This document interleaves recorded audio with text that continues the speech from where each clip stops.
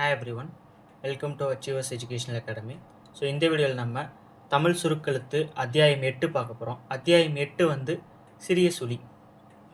So பாருங்கள், ஆரம்பத்திலும் நடுவிலும் சிறிய சுழி, அதாவது சாவுக்கு என்ற தனியான மெய்க்குறி இருந்தாலும் அது இந்த மாதிரி சிறிய சுழி, சின்னதாக ரவுண்டு என்ற சிறிய சுழியால் ஆரம்பத்திலும் நடுவிலும் குறிக்கப்படும்.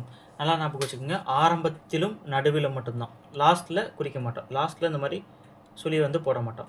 இது எதுக்காக அப்படின்னா சா அல்லது ஷா, இது ரெண்டுக்கு பதிலாக இந்த மாதிரி சுழி வந்து எங்கெல்லாம் வாட்டமாக இருக்கோ அங்கெல்லாம் இந்த சிறிய சுழி வந்து போட்டுக்குவோம். நல்லா ஞாபகம் வச்சுக்கோங்க, இந்த சுழி வந்து சின்னதாக இருக்கணும். அடுத்து பெரிய சுழின்னு ஒரு சாப்டர் பார்ப்போம், நீண்ட சுழின்னு ஒரு சாப்டர் இருக்குது. ஸோ சிறிய சுழி. அடுத்து பாருங்கள், இடது வாட்டம். இந்த பகுதியில் இனிமேல் வரப்போகும் பகுதிகளிலும் இடது வாட்டமாக எழுதப்படுமே என்றால் இந்த மாதிரி, அதாவது இந்த மாதிரி. இது வந்து நம்ம இடது வாட்டம் அப்படின்னா ஆன்டி கிளாக் வைஸ். அடுத்து வலது வாட்டம், இந்த மாதிரி சிலது எழுதுவோம். வலது வாட்டம்னா நமக்கு கிளாக் வைஸ்.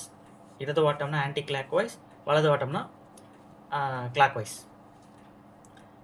அடுத்து பாருங்கள், சா சுழி ஆரம்பத்திலோ நடுவிலோ வளைவு கோடுகளின் உட்புறமாகவும், வளைவு கோடுகள் நமக்கு என்னென்ன இருக்குது பாருங்கள், வாக்கு இந்த மாதிரி வளைவு கோடுகளின் உட்புறம், அதாவது இந்த பக்கத்தில் வரும்.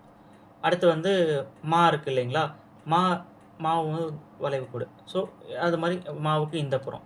நாக்கு இந்த புறம். வளைவு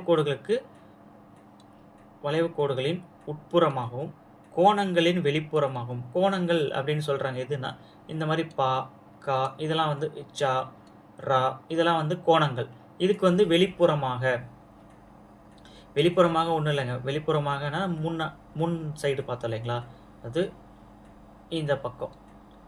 இதுக்கு வந்து மேலே, இதுக்கு வந்து இச்சா ஸ்டோக்கு நம்ம யூஸ் பண்ண மாட்டோம். சரி, ராவுக்கு வந்து இந்த மாதிரி வெளிப்புறம், இப்படி இந்த மாதிரி. அடுத்து கோணம் உண்டாகாத நேர்கோடுகளுக்கு இடது வாட்டமாகவும் எழுதப்படும். அதாவது நம்ம எக்ஸாம்பிள் பார்ப்போம். இப்போ சாவி, வி அப்படின்றது, வா அப்படின்றது வளைவு கோடு இல்லைங்களா, அதுக்கு வந்து உட்புறம். அப்போ சாவி அப்படின்றது நமக்கு சாவி. ஸோ இந்த சாவுக்கு வந்து நம்ம கண்டிப்பாக உயிர்குறி காட்டியாகணும், அப்படின்னா தான் நமக்கு வந்து தெரியும். ஸோ சாவி அப்படின்றது உயிர்குறி எங்கே வைப்போம், வா ஸ்டோக்கோட முதல் இடத்துல இல்லைங்களா, அப்போது சாவி. ஸோ முதல் இடத்துல வைக்கணும். அந்த முதல் நிலை, அதாவது நம்ம முதல் நிலை கோட்டுக்கு மேலே, கோட்டுக்கு கீழே, இந்த முதல் நிலை இதையுமே கண்டிப்பாக நம்ம வந்து ஃபாலோ பண்ணணும். அடுத்து சிலை அப்படின்றது சிலை, இதுக்கான உயிர்குறி எங்கே வைப்போம், லாவோட முன்பகுதியில் 3ஆம் இடத்துல வைப்போம், சிலை. அடுத்து நெசவு பாருங்கள், 2ஆம் நிலை நெசவு. ஸோ நம்ம சா முன்னாடியே பார்த்தோம் இல்லைங்களா, அதாவது ஒரு வார்த்தையோட முதல் வார்த்தையாகவும், அதே மாதிரி வார்த்தைக்கு நடுவில் சா வந்தாலும் நம்ம சிறிய சுழி வந்து யூஸ் பண்ணிக்கலாம். அடுத்து பசுமை. ஸோ நம்ம வந்து ஏன் அந்த சிறிய சுழி வந்து வெளியே போட்டு உள்ள வருது அப்படின்ட்டு தெரியுது இல்லைங்களா. நமக்கு இங்கே ஒரு ரூல் இருக்குது, கோணங்களின் வெளிப்புறமாக போகும் அப்படின்ட்டு. சில இதுக்கு கோணங்களின், இப்போ இந்த பசப்பு அப்படின்ட்டு இருக்கு பாருங்களேன், இதுக்கு வந்து வெளியே போகும், அதே டைரெக்ஷன்லேயே வருது அப்படின்லாம். ஸோ இதெல்லாம் வந்து சில எக்ஸப்ஷன்ஸ். பிகாஸ் அடுத்த ஸ்ட்ரோக் வந்து இப்போ நீங்கள் பசப்பு இப்படி போச்சு அப்படின்னா இந்த மாதிரி எழுத முடியாது, இது வந்து ஒரு கரெக்டான இது வராது அப்படின்றதுக்காக பசப்பு இந்த மாதிரி. சராசரி. அடுத்து பாருங்கள், ரசிக்க, கசப்பு, இதெல்லாமே உங்களுக்கு பார்த்தாலே ஈஸி தான். கசப்பு, அரசர். அடுத்து பாருங்கள், ஆரம்பத்தில் உயிர் வந்தாலும் ஆரம்ப உயிர்குறிகளோடு சா சுழி சேர்த்து எழுதப்படும். ஆரம்பத்தில் உயிர் எழுத்து வந்துச்சு அப்படின்னா அந்த இதோடையுமே நம்ம வந்து சாவை சேர்த்து எழுதலாம் அப்படின்னு சொல்கிறாங்க. இப்போ ஆசாமி, இப்போ நம்ம இப்படி போடுவோம் இல்லைங்களா, அந்த இதுக்குள்ளேயே வந்து ஆசாமி இப்படி போடுவோம், அது போடாமல் அப்படியே ஆசாமி. இப்போ இசைவு, ஈவு அப்படின்னா இந்த மாதிரி ஈ போட்டு ஊ போட்டு விடுவோம். இப்போ இசைவு அப்படின்னு வரும்போது அதுலேயே இசைவு. இந்த மாதிரி ஊசல்னா ஊசல். அடுத்து பாருங்க, கொக்கியுள்ள மெய்க்குறிகளுக்கு சா சுழி கொக்கிக்குள் ஆரம்பத்தில் சேர்த்து எழுதப்படும். நம்ம கொக்கிக்குள்ளேயுமே வந்து சா எழுதுவோம். கொக்கி உள்ள மெய்க்குறிகளுக்கு இந்த சிறிய சுழி தானுங்களா? ஸோ அப்படினால அந்த கொக்கிக்குள்ளேயே வந்து சா போட்டு போடுவோம். அப்படிங்கும்போது அந்த சா உங்களுக்கு தெரியணும். சாலேருந்து கொக்கியும் உங்களுக்கு தெரியணும். அது நல்லா ஞாபகம் வச்சுக்கங்க. சாவும் தெரியணும், கொக்கியும் தனியா தெரியணும். அதாவது இந்த கேப் தெரியுது இல்லைங்களா? இது வந்து கண்டிப்பா தெரியணும். இப்போ சயனி அப்படின்னு இருக்குன்னா, சயனி. இந்த கேப் வந்து கொஞ்சமாச்சும் உங்களுக்கு தெரியணும். கொக்கிக்குள்ள வந்து சா இருக்கணும். ஸோ அப்படிங்கும்போது நீங்க ஃபர்ஸ்ட்டு சா போட்டு, அதுக்கப்புறம் அப்படியே கொக்கிய வந்து கன்டின்யூ பண்ற மாரி இருக்கும். சோளப்பொரி. அ சோள பொரி. அடுத்து ஹாவுக்கு முன் சா சுழி வந்தால் ஹாவின் சுழியே பெரிதாக எழுதப்படும். ஸோ இது மட்டும் ஒரு எக்செப்ஷன் பாருங்க. இப்போ ஹா வந்து நமக்கு ஆக்சுவலா ஹாவ்லயே வந்து ஒரு சுழி இருக்கும் இல்லைங்களா? ஹாலயே ஒரு சுழி இருக்கும். ஸோ ஹாவுக்கு முன்னாடி சா வந்துச்சு அப்படின்னா, ஸோ இந்த சுழிய வந்து டபுள் த சைஸா வந்து போட்டுக்க சொல்றாங்க. சஹாரா. ஸோ நமக்கு பெரும்பாலும் இந்த மாரி வராது. பட் இருந்தாலும் ரூல் குடுத்துருக்காங்க. நம்ம வந்து பிராக்டிஸ் பண்ணிக்கலாம். அடுத்து பாருங்க. லாவுக்கு முன்னோ, பின்னோ வளைவு கோட்டுடன் சேர்க்கப்பட்டுள்ள சுழி வந்தால் சுழியின் வாட்டமாகவே லா எழுதப்படும். லா வந்து நமக்கு பார்த்துருக்கோம் இல்லைங்களா? நம்ம பெரும்பாலும் இந்த லா தான் எழுதுவோம். சில இடத்துல மேலிருந்து கீழேயும் வந்து எழுதுவோம். அப்படிங்கும்போது லா வந்து எந்த வாட்டமா வருதோ, சாவும் அதே வாட்டத்தில எழுதிக்கலாம் அப்படின்றாங்க. இப்போ ஆலோசனை அப்படிங்கும்போது, ஆலோசனைக்கு லா கீழேயே வரும். அப்போ சாவுமே இதோட சேர்த்து நை. நம்ம நாவுக்கு வந்து பார்த்துருக்கோம் இல்லைங்களா? சா வந்து உட்புறமா தான் வரும் அப்படின்ட்டு. இப்ப அடுத்து பாருங்க வாசல். வாசல். அதாவது எந்த பக்கம் டைரக்ஷன் நமக்கு வாட்டம் வருதோ, அந்த பக்கம் எழுதிக்கலாம். அப்போ வாசல் வந்து இப்படி எழுதணும் அப்படின்னா, இது ஒரு ஸ்ட்ரோக் மாரியே தெரியலைங்களா? ஆக்சுவலா இது இன்னும் இந்த ல் வந்து நேரா போச்சு அப்படின்னா, அது வேற ஒரு மாரி தெரியுது. அப்படிங்கும்போது நமக்கு இதுதான் ஈஸி. வாசல். அடுத்து மாசாலை. மாசாலை. ஸோ நம்ம எந்த டைரக்ஷன் வந்து ஈஸியா இருக்கோ, அந்த டைரக்ஷன்ல சா போட்டு அடுத்த ஸ்ட்ரோக் போட்டுறோம். அடுத்து சா சுழி எழுதப்படும் வார்த்தைக்கு முன் வேறொரு வார்த்தை வந்து சேரும்போது, சா சுழி அப்படியே வைத்துக் கொள்ளப்படும். ஸோ இது ஒண்ணும் இல்லைங்க. சொல் அது வந்து இன்னொரு வார்த்தையோட சேரும்போது, அது அப்படியே வச்சுக்குவோம். இது ஒண்ணும் பெருசா தெரிஞ்சுக்கிறதுக்கு இல்ல. அடுத்து பாருங்க, பயிற்சி 23 குடுத்துருக்காங்க. பயிற்சி 23 ஒண்ணொண்ணும் படிச்சு பார்த்துட்டு, அதுக்கப்புறம் ஹோம்வொர்க் பண்ணுங்க. அடுத்து கடைசியில் சிறிய சுழி. இப்போ நம்ம சா வந்து ஆரம்பத்திலயும், நடுவுல மட்டும் தான் சிறிய சுழி வந்து சா அப்படின்னு படிச்சோம் இல்லைங்களா? அப்ப லாஸ்ட்ல வந்து சிறிய சுழி எதுக்காக யூஸ் பண்ணுவோம் அப்படின்னா, இம் அப்படின்றதுக்கு வந்து யூஸ் பண்ணுவோம். கடைசியா இம் அப்படின்றதுக்கு முடியிற வார்த்தைகளுக்கு சிறிய சுழி கடைசியில வந்து யூஸ் பண்ணுவோம். அதுவே வந்து மா அல்லது இம் வந்து வார்த்தையோட நடுவுல வருது அப்படின்னா, நம்ம வந்து அங்க ஃபுல் ஸ்டாப் தான் போடுவோம். அங்க வந்து நீங்க சிறிய சுழி போட்டீங்கன்னா, அது வந்து சா அல்லது ஷாவுக்கு மீனிங் ஆயிரும். பாருங்க. வார்த்தையின் இறுதியில் இம் வந்தால் அதைக் காட்ட நேர்க்கோடானால் இடது வாட்டமாகவும், வளைவு கோடானால் வளைவின் உட்புறமாகவும் கடைசியில் ஒரு சிறிய சுழி சேர்க்கப்படும். அது நல்லா ஞாபகம் வச்சுக்கங்க. நேர்க்கோடுனா இடது வாட்டம். அதாவது நமக்கு நம்ம ரைட்டிங் பாயிண்ட் ஆஃப் வியூல ரைட் சைடு. பாடம். பா-டம். மனம். மனம்.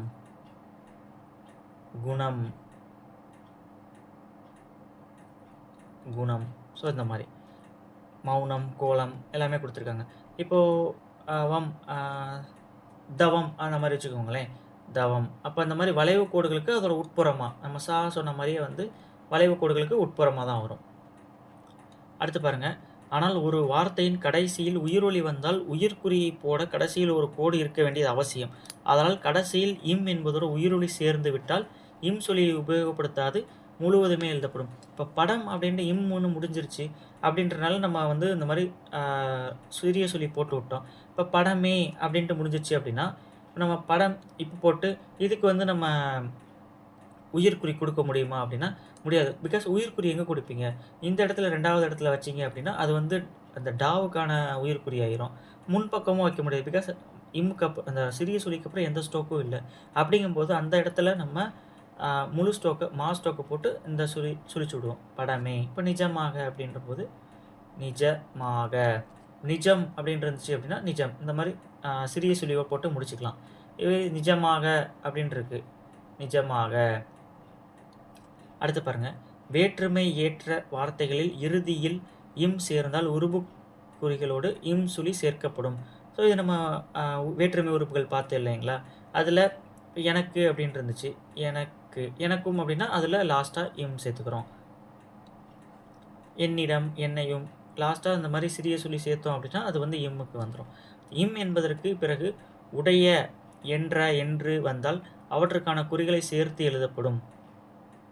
இப்போ நம்முடைய,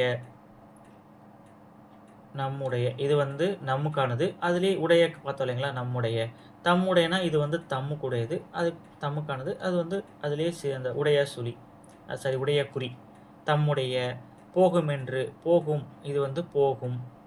அது கீழே வந்து இழுத்து விட்டோம் அப்படின்னா போகும் என்று. அடுத்து பாருங்க, ஆரம்பத்தில் எழுதப்படும் சொல்லி ஆரம்பத்திலும் கடைசியில் எழுதப்படும் சொல்லி கடைசியிலையுமே படிக்கப்படும். இப்போ நம்ம சாவும், அதாவது சாவுக்கு உண்டான சொல்லியுமே இம்க்கு உண்டான சொல்லியும் நமக்கு வந்துருச்சு, ஒரே வார்த்தையில் கண்டிப்பாக வரும். வந்துச்சு அப்படின்னா நம்ம ஆரம்பத்தில் ஃபஸ்ட்டு ஸ்ட்ரோக் எங்கேருந்து ஆரம்பிக்குமோ அதுக்கு உண்டான சாவு அதோட உயிர்க்குறியோட சேர்த்து படிச்சுட்டு அதுக்கப்புறம் தான் அந்த இம்க்கு உண்டானதை வந்து இம்மில் முடிக்கணும் அப்படின்றாங்க. செல்வம், செல்வம். சமானம், சமானம். அடுத்து பாருங்க, நடுவில் இம் வந்தாலும் முடிவில் சா அல்லது சா வந்தாலும் அவற்றை குறிக்க சிறிய சொல்லியை உபயோகப்படுத்தக்கூடாது. இப்போ நம்ம சா வந்து ஆரம்பத்துலேயும் நடுவில் மட்டும்தான் யூஸ் பண்ணுவோம்.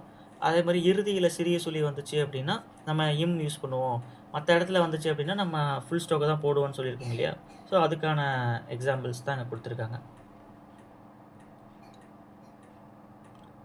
அடுத்து பாருங்கள், ஆனால் கடைசியில் சாவை தொடர்ந்து இம் வந்தால் அது கீழ்கண்டபடி எழுதணும். ஸோ சாவும் இம்மும் சேர்ந்து வருது அப்படிங்கும்போது நமக்கு வந்து அந்த ரெண்டையுமே, ரெண்டு சிறிய சொல்லியுமே வந்து நம்ம போட்டுருவோம். மோசம் அப்படின்னு வருதுன்னா மோஸ், சாவுக்கு உண்டான ஒரு சிறிய சொல்லி, அதுக்கு அந்த பக்கம் ஆப்போசிட்டில் போய் இன்னொரு சிறிய சொல்லி போட்டோம் அப்படின்னா அது இம்முக்கு போயிடும். மோசம். ஆயாசம், ஆயா சா போட்டோம், அதுக்கு அடுத்து இந்த பக்கம் ஒரு சிறிய சொல்லி போட்டுவிட்டோம்னா ஆயாசம்.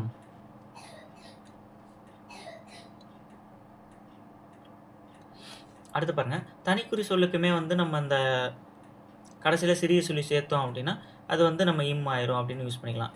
அப்போதும், அதையும், இதுவும், அவ்வாறும், எதையும். ஸோ இந்த மாதிரி.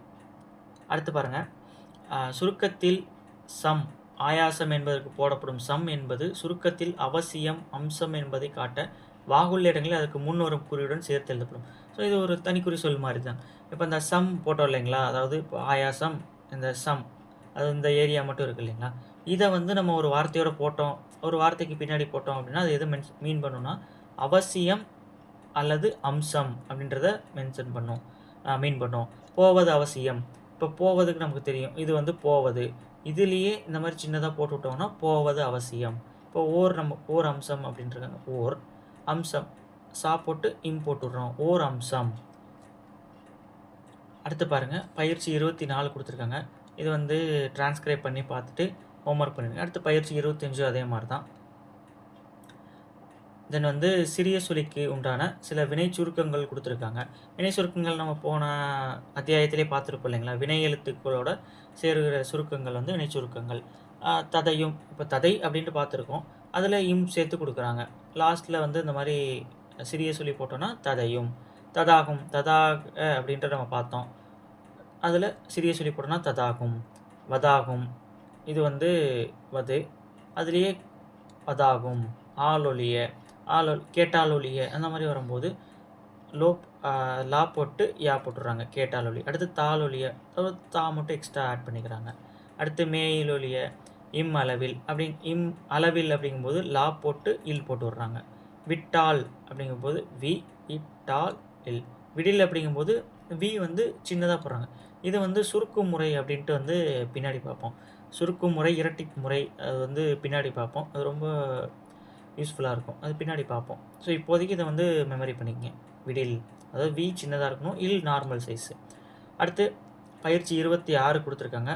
பயிற்சி 26 ப்ராக்டிஸ் பண்ணிங்க. சில தனிக்குறி சொற்கள் வந்து கொடுத்துருக்காங்க பாருங்கள். முதல் இடத்துல சா சிறிய சொல்லி போட்டோம்னா செய் அல்லது செய்ய. இரண்டாம் இடத்துல போட்டோம் அப்படின்னா செய்த அல்லது செய்து. அடுத்து மா போட்டு சிறிய சொல்லி லாஸ்ட்டில் போட்டிருக்காங்க, அது வந்து மாதம். அதுவே சா போட்டு மா போட்டோன்னா சமய அல்லது சமயமாய். அடுத்து சா போட்டு இம்பா ஸ்டோக் போட்டோன்னா சம்பந்த அல்லது சம்பந்தமாய். அடுத்து சா போட்டு இன்னும் அதே சா ஸ்டோக்கே போட்டு விட்டாங்க அப்படின்னா சாஸ்வதமாய். அடுத்து ஷா ஷா ஸ்டோக் போட்டாங்கன்னா வருஷமாய் அல்லது வருடமாய். அதே 3rd பிளேஸில் போட்டுட்டாங்க, 3ஆம் நிலையில் போட்டாங்க, ஷா ஸ்டோக் 3ஆம் நிலையில் போட்டாங்கன்னா விஷயமாய் அல்லது விடயமாய். அடுத்து வா. வா வந்து முதல் நிலையில் போட்டால் அவ்வளவு, 2ஆம் நிலையில் போட்டால் எவ்வளவு, 3ஆம் நிலையில் போட்டால் இவ்வளவு. அடுத்து சா போட்டு இங்கே போட்டு இம் போட்டிருக்காங்க சங்கம். அடுத்து அதுவே 2ஆம் நிலையில் போட்டால் சுங்கம். இப்போ நமக்கு கூட்டுறவு சங்கம்லாம் வரும். கூட்டுறவுக்கு இந்த மாதிரி போட்டு போட்டுவிடுவோம் கூட்டுறவு சங்கம். ஆர் வந்து இந்த மாதிரி சங்கம் போட்டு கீழே இந்த மாதிரி போட்டுவிடுவோம் கூட்டுறவு சங்கம். இது மாதிரி. ஸோ இதெல்லாம் ஷார்ட்கட்ஸ். இதெல்லாம் நம்மளே வந்து மேக் பண்ணிக்கிறது. இது உங்களுக்கு வந்து இந்த நம்ம ஸ்பீடு போக போக இந்த மாதிரி ஷார்ட்கட்ஸ் வந்து நம்மளே மேக் பண்ணிக்கலாம். அடுத்து சுருக்கங்கள் கொஞ்சம் கொடுத்துருக்காங்க பாருங்கள். சுருக்கங்கள் அரசியலுக்கு ஆக்சுவலாக எதுவும் இல்லை. அடுத்து அரசியலுக்கு அந்த இடத்துல மிஸ் ஆகிருக்கு. அவங்க புக்கில் வந்து இருக்கும், பார்த்துக்குங்க. அச்சமயத்தில் சா போட்டு மா இல் போட்டிருக்காங்க. அச்சமயத்தில். அந்த சமயத்தில்ங்கும்போது அந்த நமக்கு தெரியும். சா போட்டு மா போட்டு இல் போட்டிருக்காங்க. அந்த சமயத்தில். அது சம்பந்தமாக. ராஜ்ய. அவசியம். அவசியம்க்கு வசியம். அடுத்து அவசரம். அவசரம். வருஷா வருஷம். வருஷத்திற்கு வருஷம். வருஷா வருஷம்ன்றது முதல் நிலையில் போட்டிருப்பாங்க. வருஷத்திற்கு வருஷம்ன்றது 3ஆம் நிலையில் போட்டிருப்பாங்க. அவ்வளவு அவ்வளவு முதல் நிலை. அத்தியாவசியம் அது முதல் நிலை. சுருக்கங்களும் நல்லா ப்ராக்டிஸ் பண்ணிக்கோங்க. இதில் கொஞ்சம் கிளியராக இல்லை, உங்கள் புக்கில் வந்து பார்த்து ப்ராக்டிஸ் பண்ணிக்கோங்க. அடுத்து பயிற்சி 27 சென்டென்ஸ் கொடுத்துருக்காங்க. சென்டென்ஸுமே வந்து ஒரு வாட்டி பார்த்து படிச்சுட்டு அதுக்கப்புறம் ப்ராக்டிஸ் பண்ணிவிட்டு டெஸ்ட் எழுதுங்க. ஸோ இதோட அத்தியாயம் 8 சிறிய சுழி வந்து முடியுது. சிறிய சுழி நம்ம வந்து பார்த்தோம் இல்லைங்களா. சிறிய சுழி எதுக்காக யூஸ் பண்ணுவோம்? சா, ஷா அண்ட் வந்து மா. அதுக்கு வந்து சிறிய சுழி யூஸ் பண்ணுவோம். நல்லா ஞாபகம் வச்சுக்கோங்க. சா அண்டு ஷா வந்து ஆரம்பத்தில் நடுவில் வந்தால் மட்டும்தான் சிறிய சுழி யூஸ் பண்ணணும். அதே மாதிரி மா வந்து லாஸ்ட்டில் வந்தால் மட்டும்தான் மா யூஸ் பண்ணணும். இது வந்து மறந்துடாதீங்க. ஸோ அத்தியாயம் 8 முடிஞ்சிருச்சு. அடுத்த அத்தியாயம் 9 நீண்ட சுழி அப்படின்ற இது வந்து பார்ப்போம். இதில் ஏதாவது உங்களுக்கு டவுட் இருந்துச்சு அப்படின்னா கீழே கமெண்ட் பண்ணுங்கள். தேங்க்ஸ் ஃபார் வாட்சிங்.